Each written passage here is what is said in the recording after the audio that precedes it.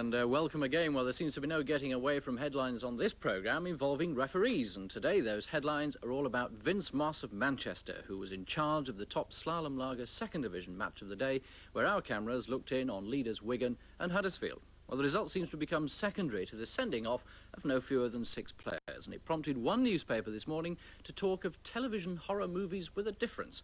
Strong stuff indeed. Later we'll hear from the man at the centre, referee Vince Moss, and from the Rugby League's David Oxley. And you can make up your own mind in just a few moments. Also tonight, of course, we have the latest news, plus the draw for the semi-finals of the 3-5 Challenge Cup. But let's go straight to that match at Fartown and join match commentator Keith Macklin.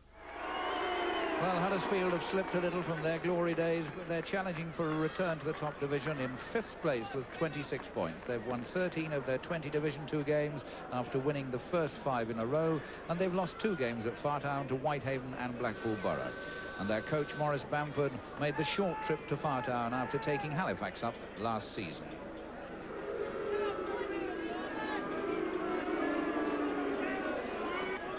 Wigan are top of Division 2. They look certain for a quick return to the high division after being relegated for the first time in their history. A bitter experience last season. They have 34 points from 21 matches. They've won 16, lost 3 and drawn 2. And they're in a great seam of form in Division 2 with 8 wins and a draw in their last 9 games. They're captained and coached by the youngest coach in the game, Great Britain and England skipper George Fairbairn, the Border Scot from Kelso. Vin Moss of Manchester, the referee, and Wigan wearing these thicker red and white hoops. Who kicked off, and immediately there's a big break from fullback for Huddersfield by Eddie Barton. Huddersfield, that's Trevor Leafley. So far a fine afternoon. The pitch a little heavy, but in reasonably good condition considering all the rain, and it's certainly pretty fine at the moment. Huddersfield in possession. That was Jimmy Johnson.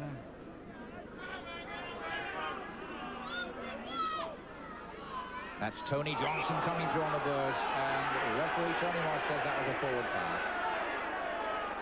Tony Johnson doesn't want to relinquish the ball. He came through very strongly on the burst then, but Mr. Moss said it was a forward pass.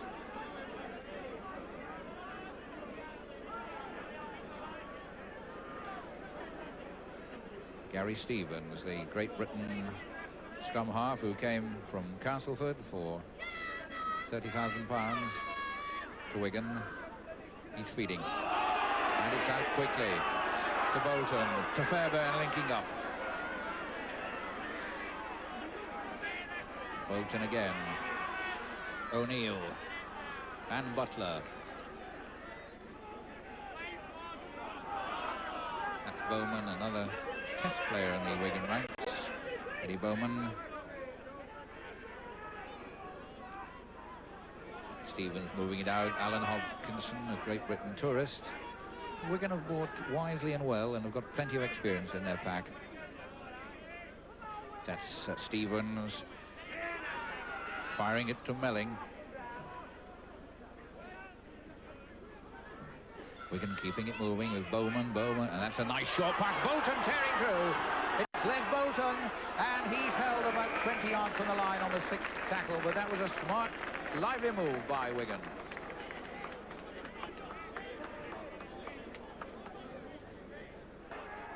Strong attack by Wigan. They're very close to the line. And attempted to barge through it to play the ball. Huddersfield are going to have to defend powerfully to keep this attack out. That's Bowman reversing direction to the loose forward Pendlebury. Put out, there's not much room on that touchline for Butler, but still Wigan have possession. Still they're hammering at the Huddersfield line. That's O'Neill to Bowman, Bowman to Hodkinson. And it's the last of 6 tackles. This is Stevens with a little kick ahead and a trip alleged and the penalty awarded. Mr. Moss says that Stevens was tripped.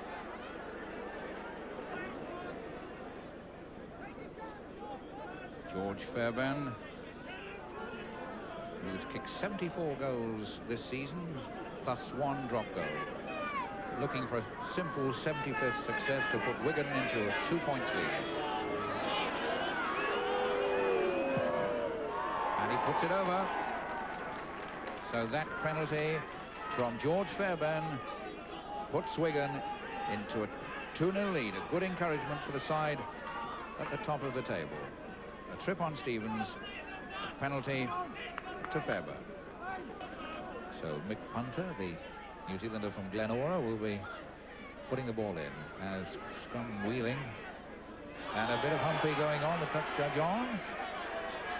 Alan Wood is having words with Gary Stevens. They're still having heated arguments.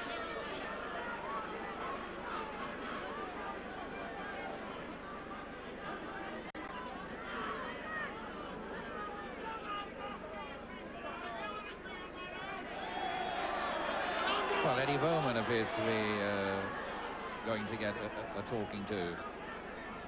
And the consequence of all that is a penalty to Huddersfield, so it looks as if Eddie Bowman was the instigator of all that. Slater to kick for touch.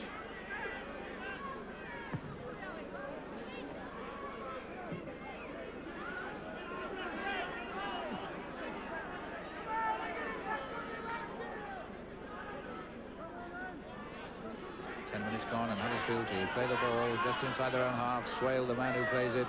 Halmshaw to Johnson, Tony Johnson, and he's broken one tackle, he's broken two. Good running by Tony Johnson. What a good, strong run by this young loose forward. Local boy has been on the under-24 panel. That was a good break. This is Leafley. Not a lot of room on the touchline for the cramp, and he's lost the ball. I think he's trying to pass that rather unwisely, and Fairbairn runs into a three-man tackle.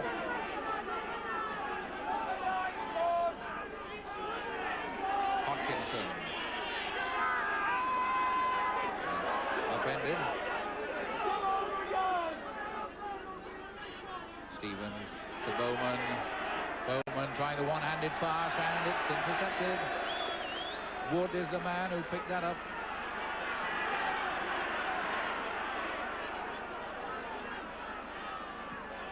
Clark getting it out to Halmshaw.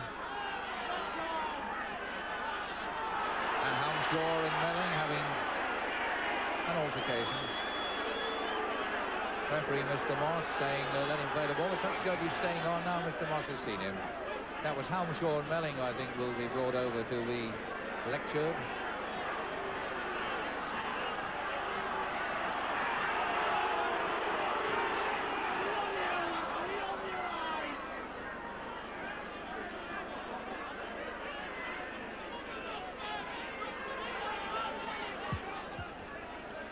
Well, that was Stan McHugh there, and I think he's having a bit of an altercation there, and tempers are framed just a little.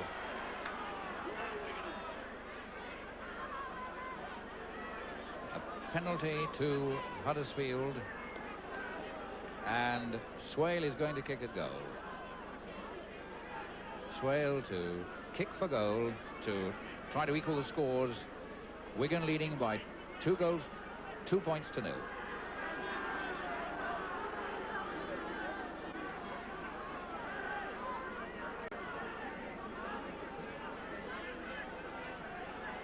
Huddersfield 0, Wigan 2, and a vital one this for Graham Swale. Both sides have been tackling hard. There haven't been opportunities to score tries.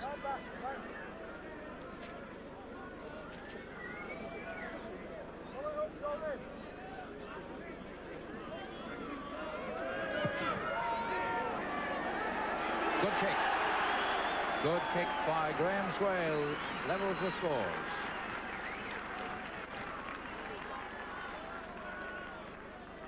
And that's his 44th goal of the season. He's also landed a drop goal. Came into the side for Bob Hurst, and strong running Winty quarter, and as you've seen, he can kick goals too. 2-2. With Melling and Bowman trying the long one. Quickly put out by Foy. This is loose forward Pendlebury. Inside to the hooker Nicky Kiss. He tried to put a pass out, and it's an interception.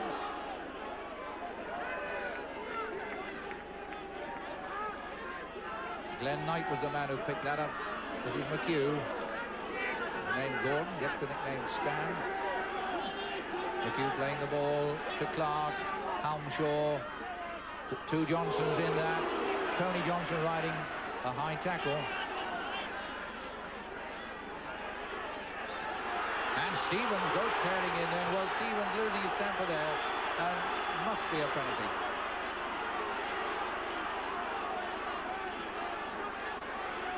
Yeah, there's quite a lot of frustration here. I can't really see what happened here, but Johnson was getting up to play the ball, and Stevens, for some unaccountable reason, just came in with his leg. I really can't quite make it out. Pendlebury, Johnson went in hard, and the ball still being thrown about. This time it's Bolton, and it's caught interception by Punter, and Punter just taken at the last second by Butler. But this is a strong movement by Huddersfield. Here's Tony Johnson rattling in towards the line. That ball went loose. That was sloppy Wigan passing near their own line. They were harassed and put under pressure, and they lost the ball, and so it's Huddersfield hammering in. The defence managing to hold, and it needs to. Helmshaw sells a dummy, moves left. Short ball to Ward, inside to Jim Johnson. Still the Wigan tackling hold, but this is powerful stuff from Huddersfield.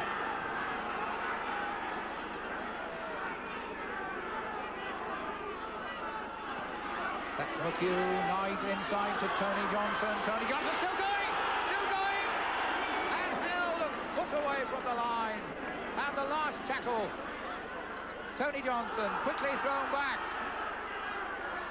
And the kick by Swale, who was brought down as he kicked, and Fairbairn catches it and is dumped. And so Wigan survives some severe pressure.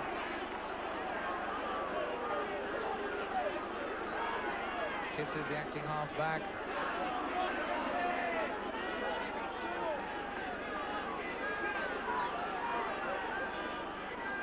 Bowman.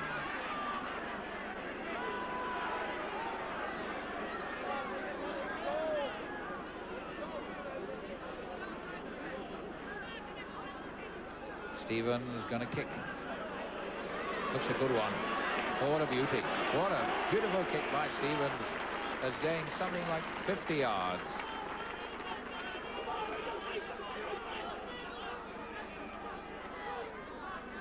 George Fairbairn, the skipper.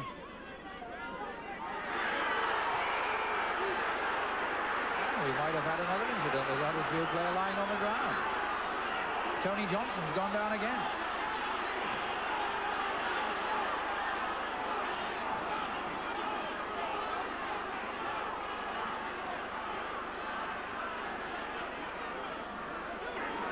Punter's waiting for it. Punter goes to within 8 yards of the line, slides a few feet further. So Huddersfield attacking strongly. That's McHugh. And Helmshaw looking to someone to part with. Nobody was behind him on the inside then as Helmshaw looked for it. McHugh, Tony Johnson, always in the thick of it. The loose ball, getting out to Slater, who's over. A good try by Slater, made by Tony Johnson. Well, what a wait. The ball was passed out to Johnson, and what a game this lad is having. Tremendous game. He slips the ball out, and here's Slater right up there alongside him, diving over for a brilliant try. Ian Slater came to Huddersfield via Bradford, Northern and Leeds. Beautifully taken try, and that's his 15th try of the season.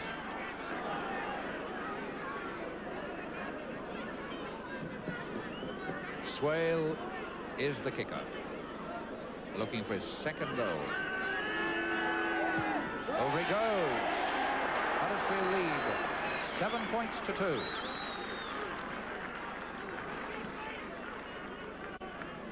Graham Smith's second goal, 45th of the season.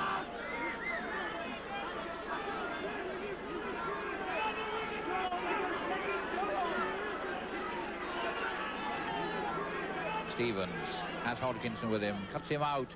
Oh, and that was a high tackle. That'll be a penalty.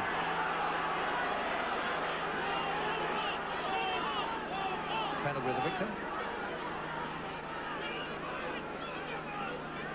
Yes, this is the type of tackle that we must stamp out in rugby league, but it was only a sort of an impulsive thing. Just the arm out and turned a somersault.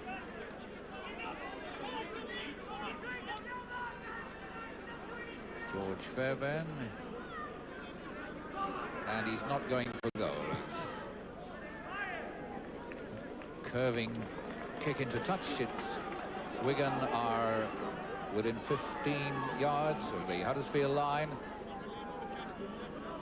And Kiss is the man who will play the ball. Hodkinson going forward. No one up with Hodkinson. He decided to part with the ball. But now the Wigan are coming up in force. And an attempted break from the play the ball. So Wigan 5 yards from the line. Sleight of hand by Bowman to O'Neill. And a penalty. It won't count. The ball wasn't played.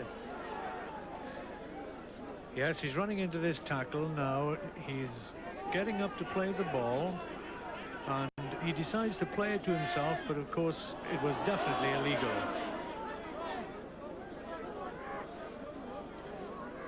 Huddersfield trying to get away from their own line. That's Clark gaining a precious few yards. Peter Clark came on a free transfer from Swinton, purely as a ball getter. Huddersfield needed one. On the 25-yard line, as Halmshaw is dumped. And Clark again pumping it into touch.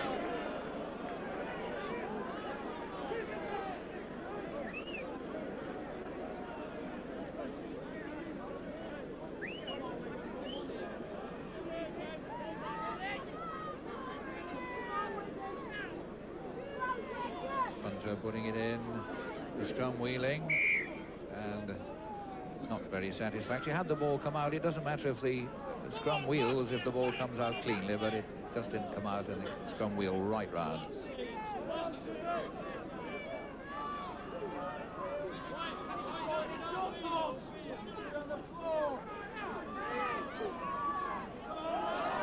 Stevens has it.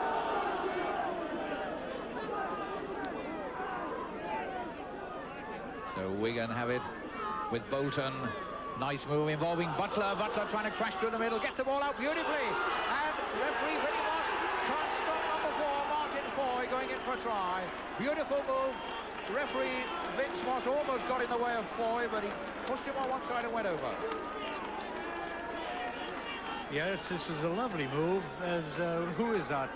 That's not Les Bolton. Yes, he's going straight through the centre, passes out, and Foy goes straight through to the line, handing off few players on the way and straight over. George Fairbairn with a kick. It's 7-5. A successful kick now would make it 7-7. Beautiful try. Bolton, Butler and Foy for Wigan. 10 minutes of the first half remaining. And 2 tries, 1 to each side, and if George Fairbairn kicks his second goal, we're level pegging again at 7-all.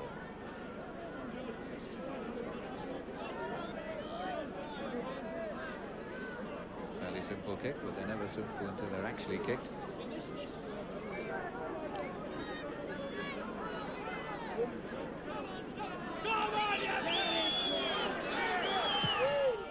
Over it goes, 7-all.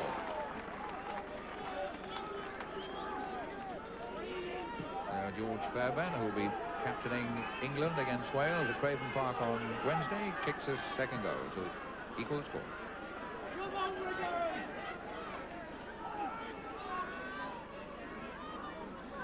Yes, he's striking this ball very well today, George Fairbairn, and he plants it right between the posts. Jim Johnson pushing off Gary Stevens, but not the bigger man. And Bolton looking as if he might have thought of putting a boot in there. He didn't. Mr. Moss was there. McHugh tonight. Whoa, a head high tackle again. Johnson whacked down. Well, this Bolton is this lad Johnson is coming in for some stick today with some high tackle.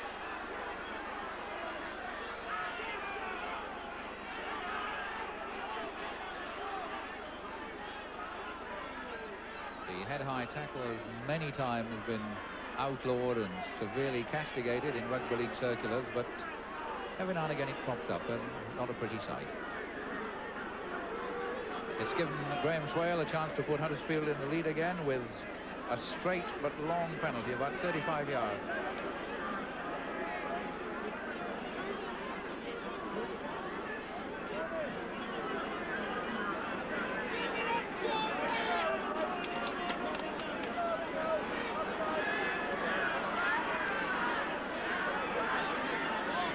Straight kick, 35-yarder. 4 minutes to go before half-time, and this kick to punish that high tackle and to put Huddersfield in the lead again.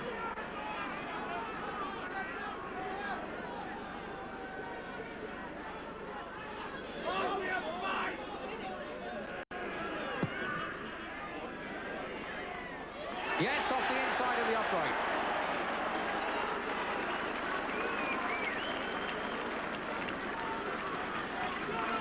Yes, both goal kickers are hitting this ball very sweetly today, and he curls this in beautifully inside this left-hand upright. Beautiful goal. It hits the post.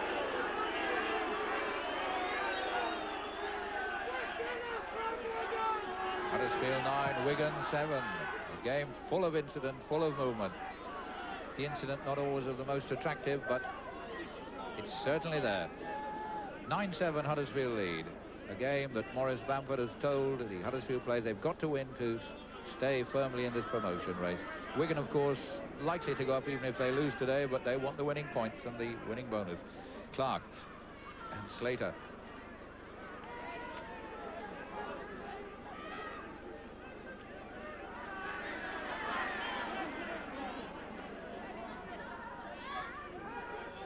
Halmshaw.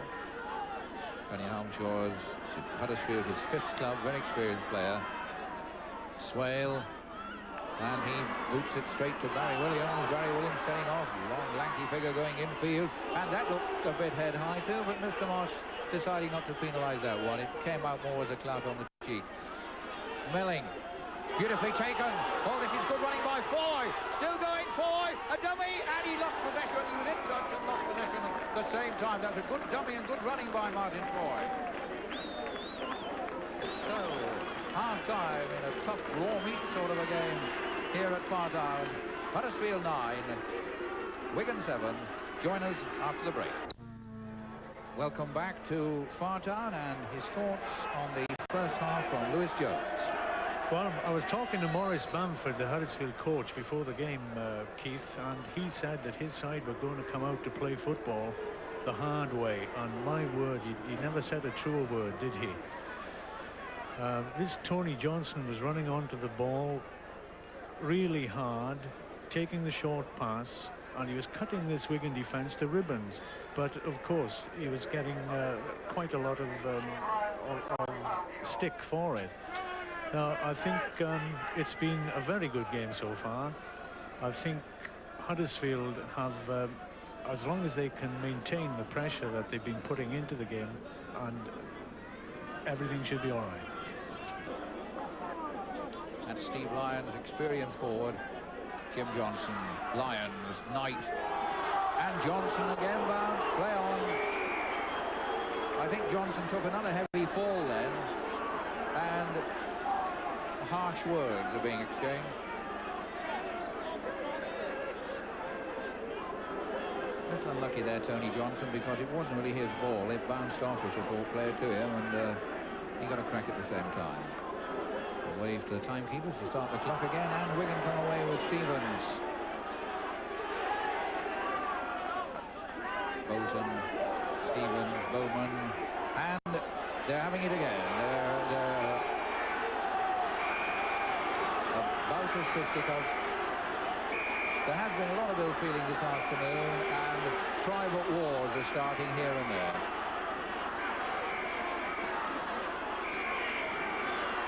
And Swale is moving in, but he's not alone.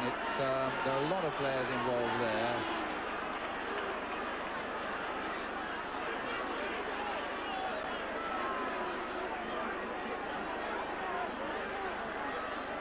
I really don't know what happened there, because we were following the ball, and right over on the far side of your screen you can see them getting stuck into each other, and not only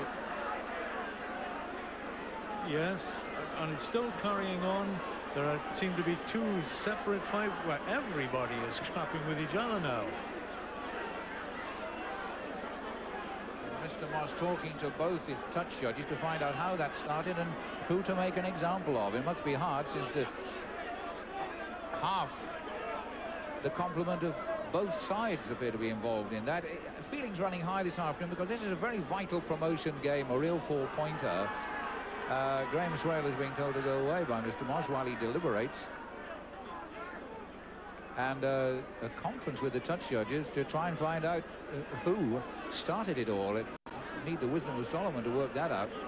Well, Jimmy Johnson and Alan Hodkinson are coming out, the two props, and may well be going to get a bath and a clean jersey and a chance to swap yarns a little earlier than the rest. The two props, Alan Hodkinson and Jimmy Johnson, have been singled out, and two more are going too. It looks like, well, let's wait and see. The two standoff halves, Glenn Knight and Les Bolton, too, I think. So two props and the two number sixes, Glenn Knight and Les Bolton, are also going.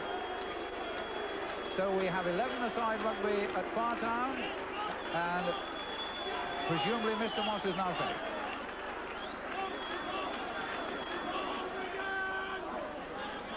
Tony Johnson to Swale, and Johnson is down again. Yes, I think the referee actually saw this tackle and did nothing about it. Huddersfield in possession. That's Slater getting it out to Barton. Barton driving for the line. Gets it out to Cramp. Peter Cramp, and he's tackled 10 yards, and it's the 6th tackle. Well, a bit of open football, a refreshing breath of fresh air. Second substitution for Huddersfield. Ian Hobson coming on, who went from Huddersfield to Lee and has come back again. Hobson is coming on. And I wonder if Johnson's going to be removed from the firing line. Yes, indeed. Tony Johnson, Maurice Bamford feels it's both wise and merciful to remove Tony Johnson from the fray. So Wigan ball with Stevens, and Stevens, there they go again. This time it's Hobson and O'Neill. Hobson and O'Neill may well go. Or Perm, anyone from 22. And yeah, two more are going. Let's see who he's sorted out this time. Let's wait. It's 14. Steve Lyons looks as if he may be taking the long walk to the dressing room. Now, has anyone else gone? Yes, Trevor. Well, if that's Trevor Leathley also. Oh, well, I really don't know what's turned round. I really don't know what's happening here. Well, it's Lyons and Kiss, the Wigan hooker. I thought Leathley was going. That's Nicky Kiss. But Trevor Leathley started walking to the dressing room. Well, what now? We're now down to 10-a-side. And Punter has it for Huddersfield.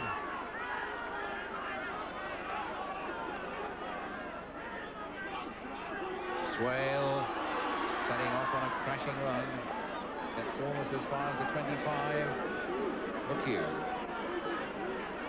Hobson.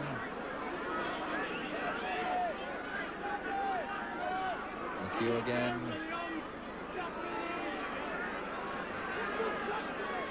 Plays the ball to himself. A few more yards. So Huddersfield moving forward inch by inch. Now Slater, lovely kick. That's a nice one. That's the way to do it.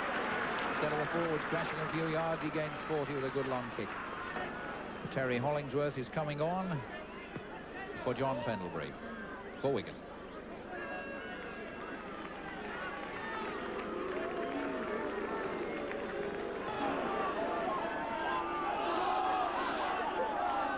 Gains a few extra yards. It's hard slogging stuff at the moment. Huddersfield protecting this 9-7 league.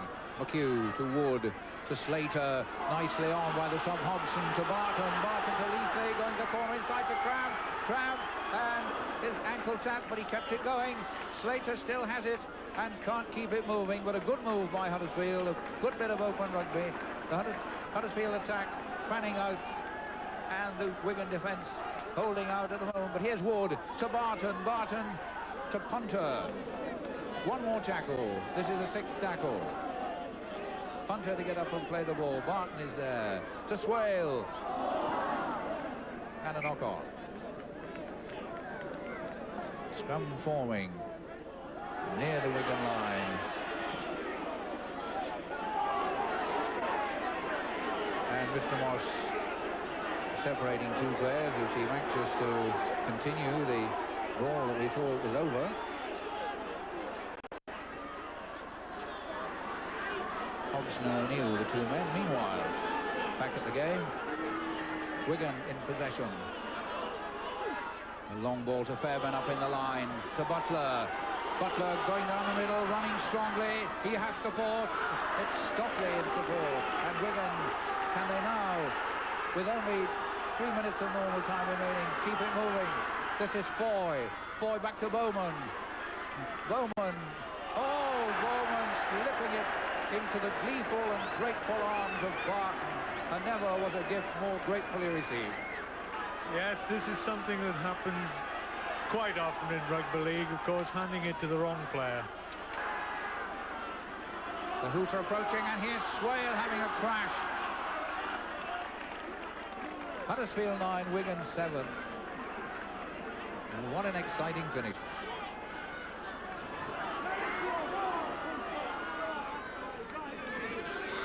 There's the hooter. Huddersfield jumped for joy. Disappointment for Wigan. And I think it needs to be said that disappointment for those who love rugby league as a fast, open, clean and exciting game. We got the excitement, but not always for the right reasons. With those second half flare-ups resulting in 3 men from each side being sent off.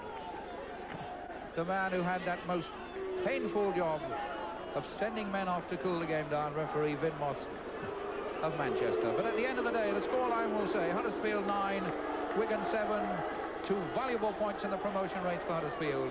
And we'll get the opinion and comments of Lewis Jones on that match. I feel a little bit out of place here, Keith. I think you want inter-round commentary from Henry Cooper or someone. As far as I could see, this second half when everything blew up, it was, well, I suppose you could call this a disgusting exhibition, but things had to boil over, I'm afraid, the way things were going. In all fairness to the game of rugby league, that's the first game I've seen this season that's boiled over quite so much. Do you think it was the promotion tension that did it? I think possibly so. It's the first game of second division football I've seen, and up until half-time it was tremendously exciting. It was a very close game, and Maurice Bamford promised us, the Huddersfield coach promised us before the game that it was going to be hard, and it certainly was. I think the more the game went on, and of course we had so many people sent off, and we were wondering whether it would eventually become a 7-a-side game in the end. And the more it went on, the more I think Huddersfield's chances were of maintaining their lead and winning the game. Ben Moss, you're bound to have your critics after this game. You will have your sympathisers who wouldn't change places with you in the middle for a goal clock. But why did you feel it necessary to send off 6 men in the second half? Well, the game started off being played very, very hard. One can expect this when you've got 2 teams vying for promotion, one at the top, the other one wanting to get the points. It was hard, it's a body contact game, and I felt that the first 20 minutes would be the critical point, and we seemed to get over that. Everything went all right up to half-time, and then suddenly in the second half, everything seemed to blow up. Well, yes, you said everything seemed to blow up, and the strange thing was that it went on off the ball, because we had action over on the near side nearest the camera, and then you can see it now on the monitor there. Here we have play, normal play, tough, hard, but in the background just appearing 2 separate fights. Now, how quickly were you in on that? Well, as you can see, I was right in on the spot. It had started off as a scrum, the ball had moved to this touchline. I was in position for the play of the ball, and then suddenly I saw the 2 number 8s fighting. I got in as quickly as I could. There's no point in me trying to get in amongst them, trying to part them, so I just stood back and started counting numbers. And then I suddenly saw out of the corner of my eye that there was another one going on a little bit further upfield, which seemed to have been a breakaway from the original one. And I had no hesitation and no other means but to send players off on that particular thing. Well, what can I say about it? Perhaps I should borrow the words of one journalist who this morning wrote, and I quote, that match was a disgusting catalogue of premeditated thuggery. David Oxley, would you agree with that? There are no easy matches in rugby league these days, and this was always going to be tense and tough, a lot at stake for both sides. So Vince was going to have a difficult job from the start. We can all be the best referees in the world with hindsight, but referees have to act on the instant. They'll work hard to keep control, keep players on the park where they can, but having done that, of course, they run the risk of the game erupting as this one did. You've sat and watched that with me. I mean, some of those tackles, or half tackles, or whatever they were, surely can't be excused. No, scenes you don't like to see on a rugby league field, especially when two sides like this can play such good football, and there were glimpses of good football. Referees don't get it all right all the time. They're the first to admit it. On the other hand, I've yet to see a referee throw a punch, aim a kick, or try to stick the nut in. Players under pressure do that, and when they do, referees and their touch judges must act decisively. Well, elsewhere in Division 2, York's win at Rochdale, coupled with Wigan's surprise defeat that we've just seen, puts the two clubs level top, though York are still 2 games in hand and Huddersfield stay in in 5th place. At the bottom, defeat for Huyton, Blackpool and Doncaster means that they all slip further away from the rest of the pack. On to Division 2, and on to Division 1, I should say, and Warrington, after their fine Saturday Cup win, found extra reserves of strength to beat struggling Halifax and go back to the top, except they were without their top kicker, Steve Hesford. Bradford Northern, they moved into 3rd place, beating Castleford, who are now 4th, scoring 4 tries, but the whole of the match only produced 1 goal. The Hull Kingston Rovers scrum half, Paul Harkin, is out of Wednesday's England team to play Wales because of a shoulder injury, and his place now goes to Salford's Steve Nash. Well, Carlisle United, who are struggling on low gates in the 3rd division of the Football League, decide tonight whether they want to join the Rugby League next season, and Charlton, currently at the top of the 3rd division, are also likely to apply. Well, now here with tonight's 3-5s Cup draw is Keith Macklin. 3-5 Challenge Cup semi-finals, St Helens versus Hull Kingston Rovers, 4th of April at Headingley, and a great local derby again, Warrington versus Widnes, 28th of March at Central Park, Wigan. 2 hard, tight ties, 2 unpredictable scorelines. And there we leave it for this week. Next Monday at 10:30 we'll have the highlights of the game between Hull and St Helens. Now that the dust is settling on that stormy Huddersfield-Wigan affair yesterday, let's leave the final word, or should I say gesture, with Huddersfield's Ian Hobson, who seemed to sum it all up as he left the field, part of a winning side, 1 step closer to promotion. Good night.